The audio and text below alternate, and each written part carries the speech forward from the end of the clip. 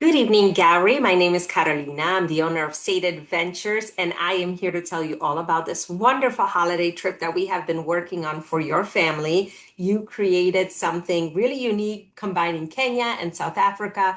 I wanted to hop on here and go through all the details with you so you understand how the logistics work and what is included for you and your family. You're going to such a remote destination. We have to do it right. So, here we go. The trip is planned starting in Kenya and then ending in South Africa so that you can go to the beach and be on the coast and kind of have that ending. December 23rd, you're going to take your overnight flight to Nairobi, which is the main international airport in Kenya. You do need a visa, but it's an online process. It takes 24 hours typically. So I suggest doing it a week or two before departure so that you can print it, put it in your passports, and you're good to go. There's not an embassy or anything that you need to do.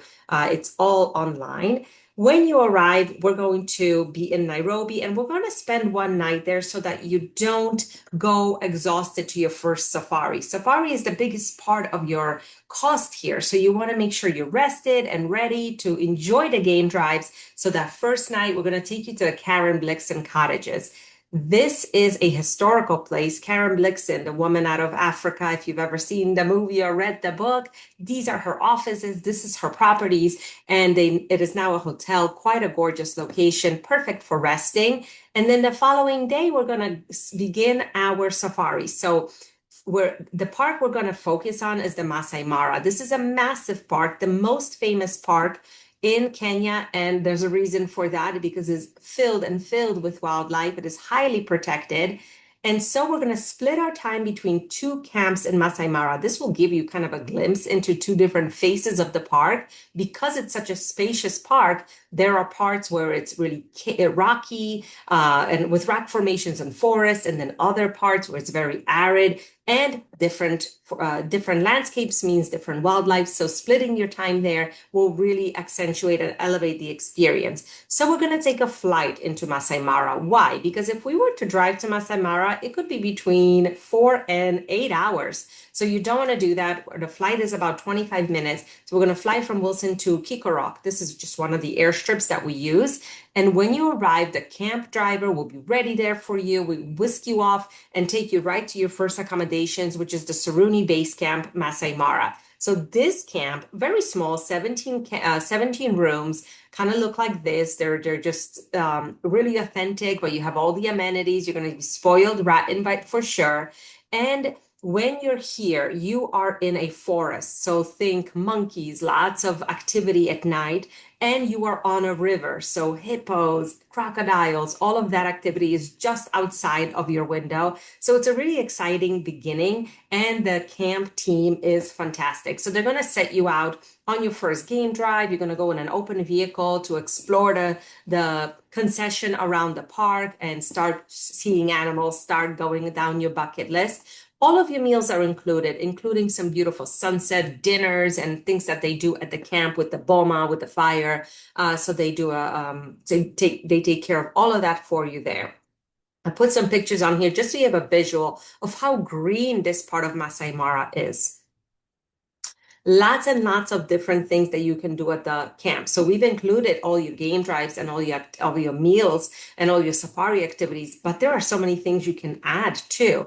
We included walking safaris, we included sundowners for you. But if you want to go into a sanctuary for specific animals, or if you want to plant a tree, or if you want to do something else with the camp, they definitely can do that for you, even ride hot air balloons in this area.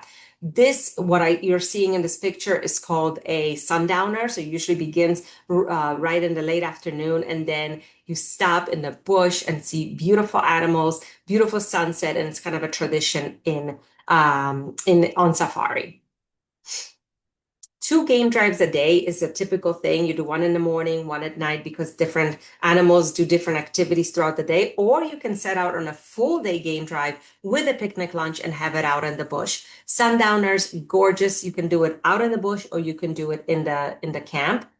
And then in our next camp, what we have done here is switch the landscape from that forest river to a complete arid part of the Masai Mara Park. The reason for that is because that is cat country. So Zebra Plains Mara Camp is in the middle of the most cat country part of Masai Mara, and to the point where Moriko is the name of the family of cats, lions that live here, and so you will be able to see them out on the game drives. You will also do a walking safari here, which is going out during the peak of the day. So this is where all the predators are sleeping, and you go out with your team, a team of people and enjoy a safari. This is what we're going to switch it up at the zebra camp. Instead of doing the large vehicles, you're going to have a private vehicle just for your family and do all of the safari excursions with your own driver, with your own pop-up van. And the reason for that is because the guide will get to know you, will get to see everything that you have already accomplished on safari, and he will kind of fill in the gaps. Maybe you haven't seen a rhino yet, so he will go and scout that for you. It's a really exciting way to combine the camp drivers with the open vehicles and our pop-up vans, which allow you to be in a vehicle for a lot more time and be a lot more comfortable because there's air conditioning and things like that. Of course, the camp itself is gorgeous. You have 2 rooms in all the properties, or you can do 2 family rooms that are connected so that a camp will once we do the reservations, the camp will advise us what is possible for your family. But either way, you're going to be quite close. This is a picture of that pop-up car that you're going to have.